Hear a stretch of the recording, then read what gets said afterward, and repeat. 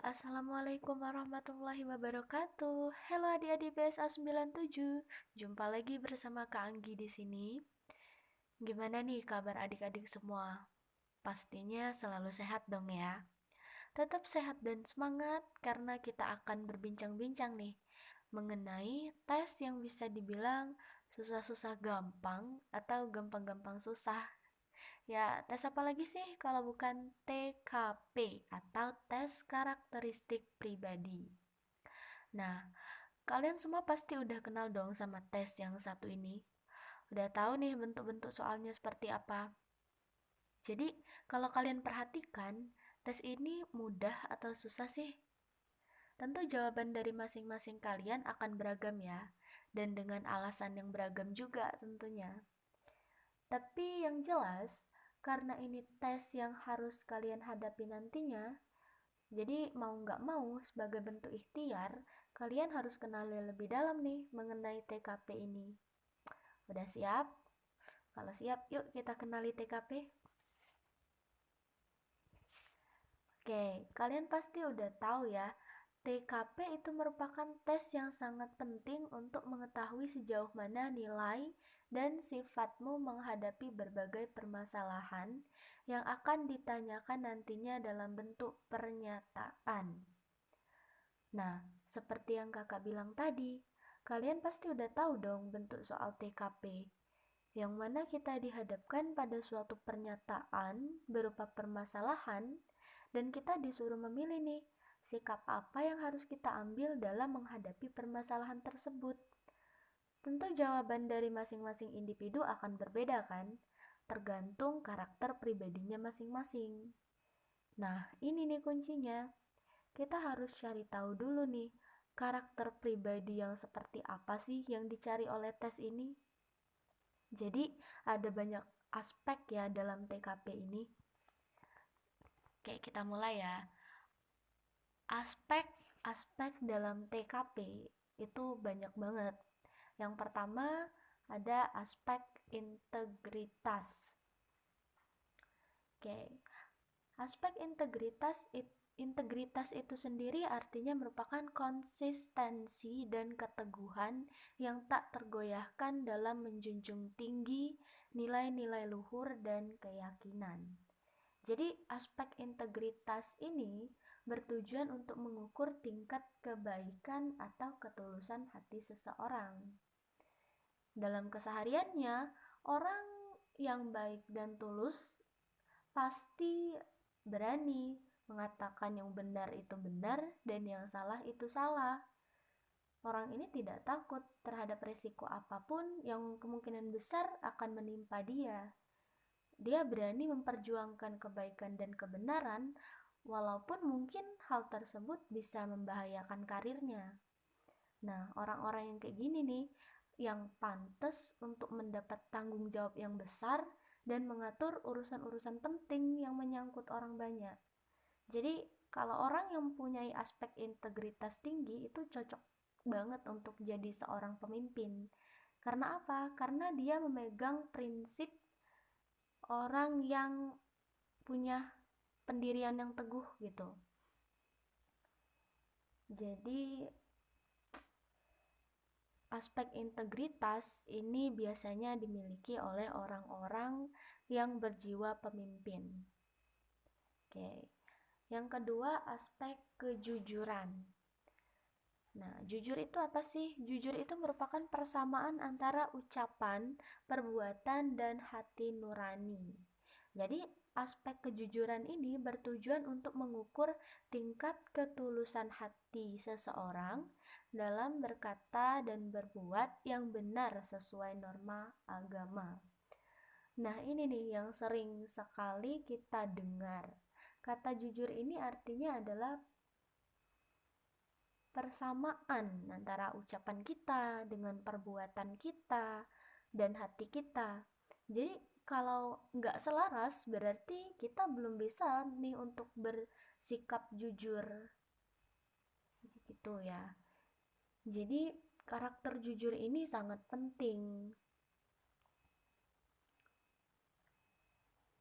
Jadi kalau seandainya kita nggak jujur tuh pasti kita, sekali kita berlaku nggak jujur, misalnya kita berbuat kecurangan, nah nanti itu akan mendorong kita untuk berbuat kecurangan yang lebih besar.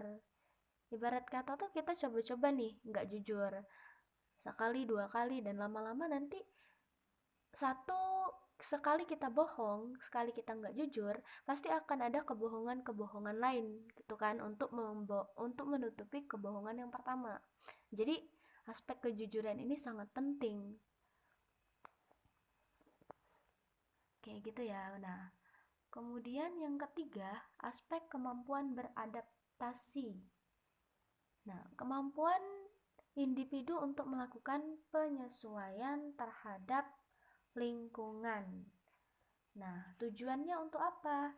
Tujuannya untuk mengukur tingkat kedewasaan seseorang dalam menyesuaikan diri dengan lingkungan yang baru, ataupun suasana baru, ataupun dengan rekan kerja yang baru, ataupun dengan peraturan yang baru, ataupun dengan keadaan yang baru, dan hal lainnya yang berbeda, dan hal yang gak biasa kita alami. Nah, kemampuan beradaptasi seseorang itu pasti berbeda-beda ya. Ada yang mudah beradaptasi, tapi ada juga nih orang-orang yang sulit untuk beradaptasi. Tapi dalam lingkungan kerja, ya mau nggak mau kita pasti dituntut untuk cepat beradaptasi dengan lingkungan. Karena hal itu pasti dianggap penting. Jika kita tidak mampu beradaptasi dengan baik, maka hubungan sosial kita akan kurang baik nantinya dan takutnya mengganggu kinerja kita. Hal ini mungkin didominasi juga ya karena rasa nggak nyaman yang kita alami di lingkungan yang baru tersebut. Karena apa? Karena kita sulit untuk membuka diri kita supaya kita mau tuh berinteraksi. Jadi ini kenapa aspek kemampuan beradaptasi ini sangat diperlukan. Karena ini nanti menentukan bagaimana sih komunikasi kita dengan rekan kerja misalnya. Kalau komunikasi kita dengan rekan kerja baik, tentu kinerja kita dalam bekerja juga akan baik. Itu salah satu contohnya. Nah, kemudian selanjutnya aspek tanggung jawab. Tujuannya untuk apa sih? Untuk mengukur tingkat kedewasaan seseorang dalam mempertanggungjawabkan atau menanggung resiko dari apa yang telah dilakukannya atau oleh anggota tim yang berada di wewenangnya. Oke. Jadi orang yang punya rasa tanggung jawab itu tidak akan merasa takut. Karena apa? Karena dia tahu nih resiko apa yang harus ia hadapi dalam suatu kejadian atau permasalahan. Dalam suatu lingkungan kerja, aspek ini harus dimiliki oleh setiap individu karena hal ini akan berdampak pada kegiatan atau jalannya lembaga tempat kita bekerja tersebut. Misalnya nih, kita dikasih kepercayaan untuk merahasiakan sebuah proyek besar yang akan dilaksanakan tahun depan. Nah, tanggung jawab kita adalah merahasiakannya, menjaga agar informasi tersebut jangan sampai didengar orang lain. Atau contoh lain misalnya, kita diminta untuk membuat laporan, tapi harus selesai dalam waktu sehari atau 2 hari misalnya. Nah, bentuk tanggung jawab kita seperti apa? Kita kerjakan tugas tersebut tepat waktu dan mengerjakannya sendiri, sehingga tugas tersebut benar-benar hasil karya kita. Dan misalnya ada kesalahan pun, kita mampu untuk mengambil resiko dari kesalahan tersebut, karena memang tugas tersebut adalah tanggung jawab kita. Itu ya. Itu aspek tanggung jawab.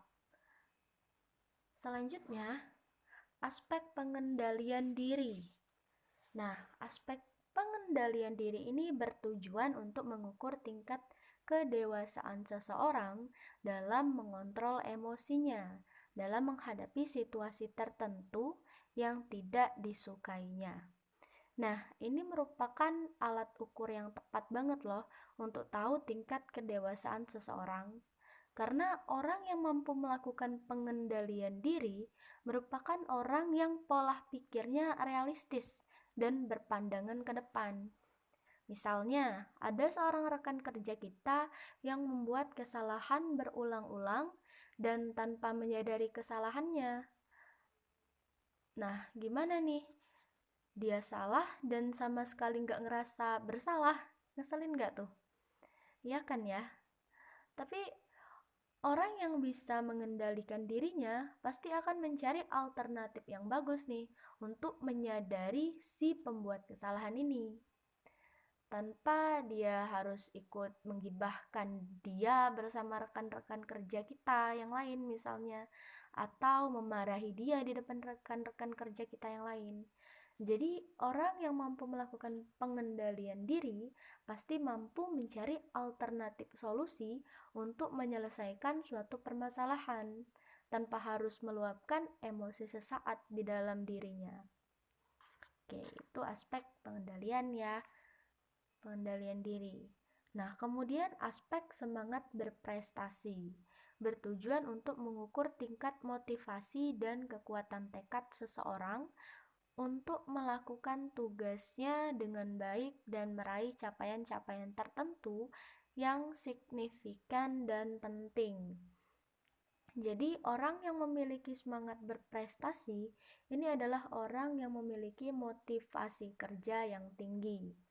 Dalam melakukan tugasnya, dia pasti akan memberikan yang terbaik, bukan hanya bekerja sesuai standar atau malah di bawah standar. Nah, orang-orang yang memiliki karakter inilah nih yang biasanya mudah untuk meraih kesuksesan di dalam karirnya. Oke.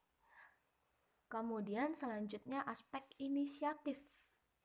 Bertujuan untuk mengukur tingkat kedewasaan dalam mencetuskan suatu ide tertentu yang berguna bagi organisasinya.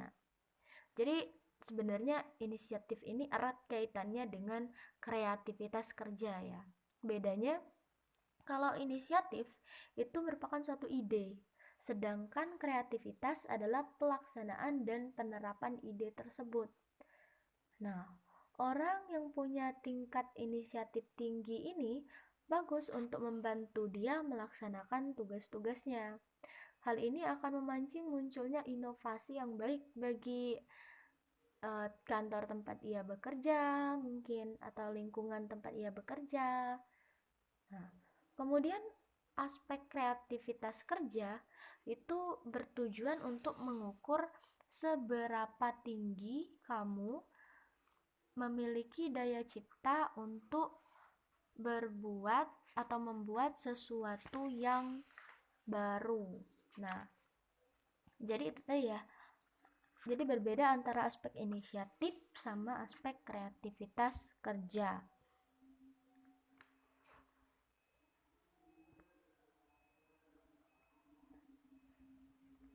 Oke, kemudian aspek ketekunan.